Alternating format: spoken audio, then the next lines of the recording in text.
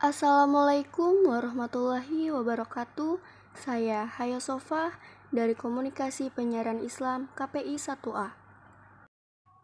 Bagaimana Pancasila dalam arus sejarah bangsa Indonesia?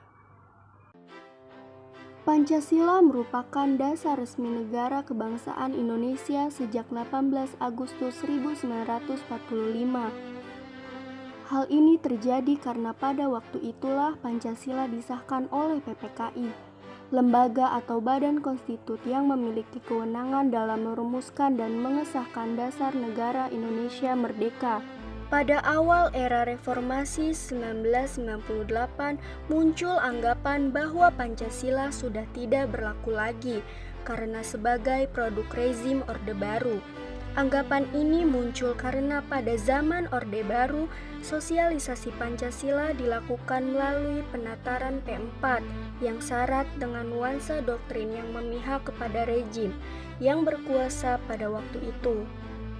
Jauh sebelum periode pengusulan Pancasila, cikal bakal munculnya ideologi bangsa itu diawali dengan lahirnya rasa nasionalisme yang menjadi pembuka ke pintu gerbang kemerdekaan bangsa Indonesia.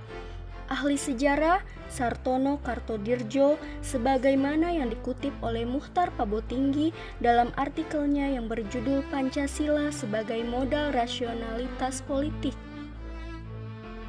Perumusan Pancasila pada awalnya dilakukan dalam sidang BPUPKI pertama yang dilaksanakan pada tanggal 29 Mei sampai dengan 1 Juni 1945.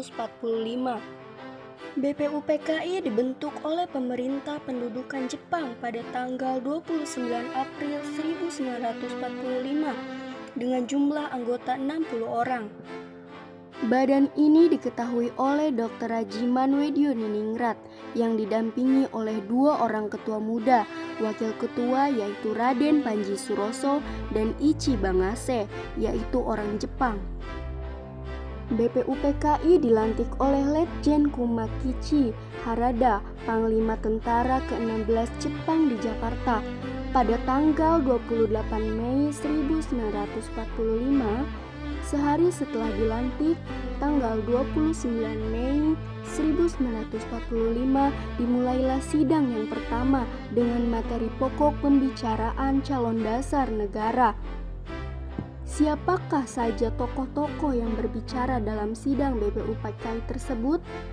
Menurut catatan sejarah, diketahui bahwa sidang tersebut menampilkan beberapa pembicara, yaitu Muhammad Yamin, Insinyur Soekarno, Ki Bagus Hadikusumo, dan M.R. Supomo.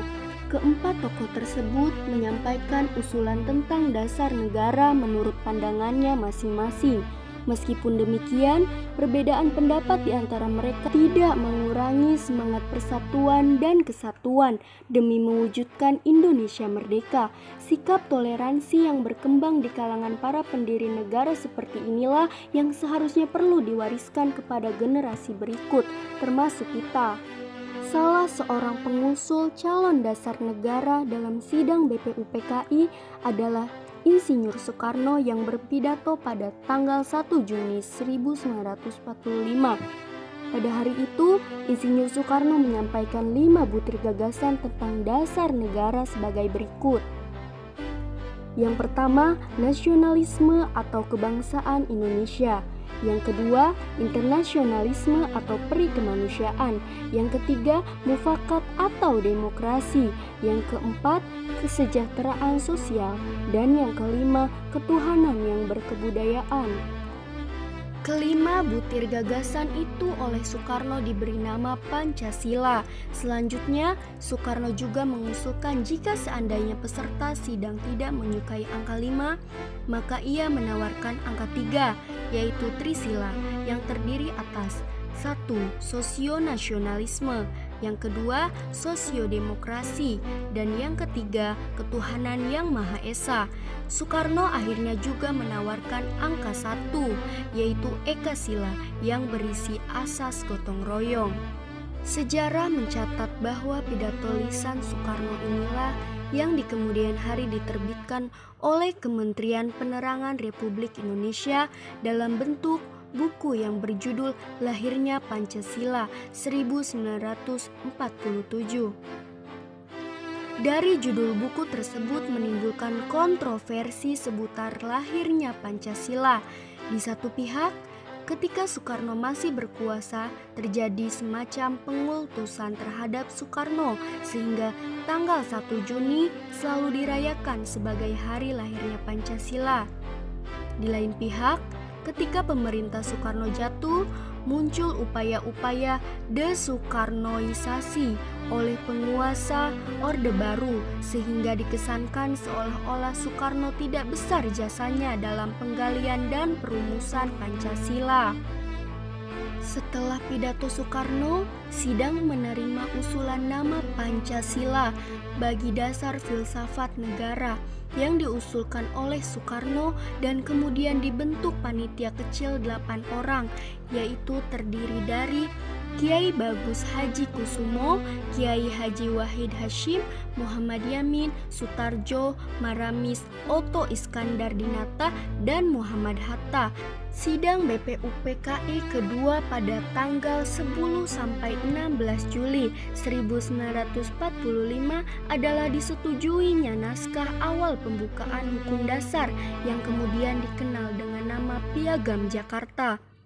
Piagam Jakarta ini merupakan naskah awal pernyataan kemerdekaan Indonesia.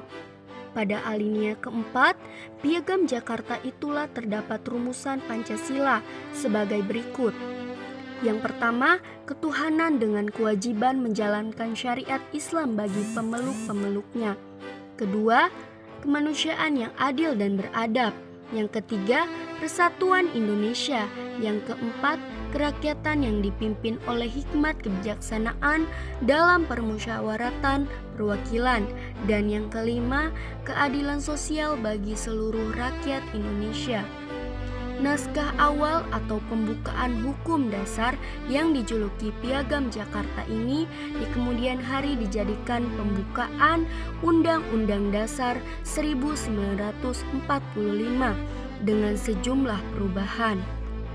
Setelah proklamasi kemerdekaan Indonesia, yakni 18 Agustus 1945, PPKI bersidang untuk menentukan dan menegaskan posisi bangsa Indonesia dari semula bangsa terjajah menjadi bangsa yang merdeka. PPKI yang semula merupakan badan buatan pemerintah Jepang sejak saat itu dianggap mandiri sebagai badan nasional. Atas praaksara Soekarno, anggota PPKI ditambah 6 orang lagi dengan maksud agar lebih mewakili seluruh komponen bangsa Indonesia. Mereka adalah Wiranata Kusuma, Ki Hajar Dewantara, Kasman Singo Dimejo, Sayuti Melik, Iwakusuma Sumantri, dan Ahmad Subarjo. Sejarah bangsa Indonesia juga mencatat bahwa rumusan Pancasila yang disahkan PPKI ternyata berbeda dengan rumusan Pancasila yang bermaktub dalam Piagam Jakarta. Hal ini terjadi karena adanya tuntunan dari wakil yang mengatasnamakan masyarakat Indonesia bagian timur yang menemui Bung Hatta yang mempertanyakan 7 kata di belakang kata ketuhanan, yaitu dengan kewajiban menjalankan syariat Islam bagi pemeluk-pemeluknya. Tuntutan ini dianggap secara arif oleh para pendiri negara sehingga terjadi perubahan yang disepakati, yaitu dihapusnya 7 kata yang dianggap menjadi hambatan di kemudian hari dan diganti dengan istilah Yang Maha Esa.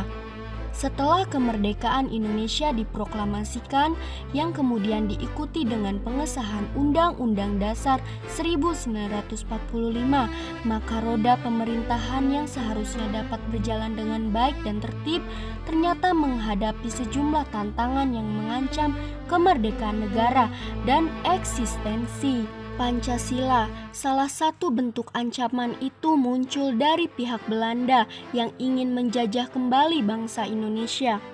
Setelah dekret Presiden Soekarno 5 Juli 1959, seharusnya pelaksanaan sistem pemerintahan negara didasarkan pada Undang-Undang Dasar 1945. karena pemberlakuan kembali Undang-Undang Dasar 1945 menuntut konsekuensi sebagai berikut. Pertama, penulisan Pancasila sebagaimana termaktub dalam pembukaan Undang-Undang Dasar 1945. Yang kedua, penyelenggaraan negara seharusnya dilaksanakan sebagaimana amanat batang tubuh Undang-Undang Dasar 1945. Dan yang ketiga, segera dibentuk MPRS dan DPAS. Pada kenyataannya, setelah dekret Presiden pada tanggal 5 Juli 1959, terjadi beberapa hal yang berkaitan dengan penulisan sila-sila Pancasila yang tidak seragam. Sesudah dikeluarkannya dekret pada tanggal 5 Juli 1959 oleh Presiden Soekarno, terjadi beberapa penyelewengan terhadap Undang-Undang Dasar 1945. Antara lain, Soekarno diangkat sebagai presiden seumur hidup. Selain itu, kekuasaan Presiden Soekarno berada di puncak piramida, artinya berada pada posisi tertinggi yang membawahi Ketua MPRS, Ketua DPR, dan Ketua DPA yang pada waktu itu diangkat Soekarno sebagai Menteri Kabinet, sehingga mengakibatkan sejumlah intrik politik dan perebutan pengaruh berbagai pihak dengan berbagai cara, baik dengan mendekati maupun menjauhi presiden. Pertentangan antar pihak begitu keras, seperti yang terjadi antar tokoh PKI dengan perwira Angkatan Darat, sehingga terjadilah penculikan dan pembunuhan sejumlah perwira AD yang dikenal dengan peristiwa Gerakan 30 September atau G30 SPKI. Peristiwa G30 SPKI menimbulkan peralihan kekuasaan dari Soekarno ke Soeharto. Peralihan kekuasaan itu diawali dengan terbitnya suatu perintah dari Presiden Soekarno kepada Letnan Jenderal Soeharto yang di kemudian hari terkenal dengan nama Super Semar, yaitu Surat Perintah 11 Maret. Surat itu intinya berisi perintah Presiden kepada Soeharto agar mengambil langkah-langkah pengamanan untuk menyelamatkan keadaan. Super Semar ini dibuat di Istana Bogor dan dijemput oleh Basuki Rahmat, Amir Mahmud, dan Muhammad Yusuf. Status Super Semar menjadi berubah, mula-mula hanya sebuah surat perintah presiden, kemudian menjadi ketetapan MPRS. Jadi, yang memerintah Soeharto bukan lagi Presiden Soekarno, melainkan MPRS. Hal ini merupakan fakta sejarah terjadinya peralihan kekuasaan dari Soekarno ke Soeharto. Setelah menjadi presiden, Soeharto mengeluarkan impres tentang penulisan dan pembacaan Pancasila sesuai dengan yang tercantum dalam pembukaan Undang-Undang 1945. Selanjutnya, mengapa alasan diperlukannya Pancasila dalam kajian sejarah bangsa Indonesia? Yang pertama, Pancasila sebagai identitas bangsa Indonesia. Setiap bangsa manapun di dunia ini pasti memiliki identitas yang sesuai dengan latar belakang budaya masing-masing. Budaya merupakan proses cipta, rasa, dan karsa yang perlu dikelola dan dikembangkan secara terus-menerus. Pemaparan tentang Pancasila sebagai identitas bangsa atau juga disebut sebagai jati diri bangsa Indonesia dapat ditemukan dalam berbagai literatur, baik dalam bentuk bahasan sejarah bangsa Indonesia maupun dalam bentuk bahasan tentang pemerintah di Indonesia. Yang kedua, Pancasila sebagai kepribadian bangsa Indonesia. Pancasila disebut juga sebagai kepribadian bangsa Indonesia, artinya nilai-nilai ketuhanan, kemanusiaan, persatuan, kerakyatan, dan keadilan diwujudkan dalam sikap mental dan tingkah laku serta amal perbuatan. Sikap mental, tingkah laku, dan perbuatan bangsa Indonesia mempunyai ciri khas, artinya dapat dibedakan dengan bangsa lain. Kepribadian itu mengacu pada sesuatu yang unik dan khas karena tidak ada pribadi yang benar-benar sama. Yang ketiga, Pancasila sebagai pandangan hidup bangsa Indonesia. Pancasila dikatakan sebagai pandangan hidup bangsa, artinya nilai-nilai ketuhanan, kemanusiaan, persatuan, kerakyatan, dan keadilan diyakini kebenarannya, kebaikannya, keindahannya, dan kegunaannya oleh bangsa Indonesia yang dijadikan sebagai pedoman hidup bermasyarakat dan berbangsa dan menimbulkan tekad yang kuat untuk mengamalkannya dalam kehidupan nyata. Yang keempat, Pancasila sebagai bangsa Indonesia. Pancasila sebagai jiwa bangsa lahir bersamaan dengan lahirnya bangsa Indonesia. Pancasila telah ada sejak dahulu kala bersamaan dengan adanya bangsa Indonesia. Dan yang terakhir, Pancasila sebagai perjanjian luhur.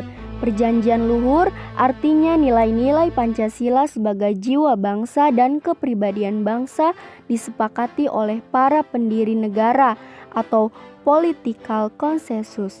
Sebagai dasar negara Indonesia, kesepakatan para pendiri negara tentang Pancasila sebagai dasar negara merupakan bukti bahwa pilihan yang diambil pada waktu itu merupakan sesuatu yang tepat.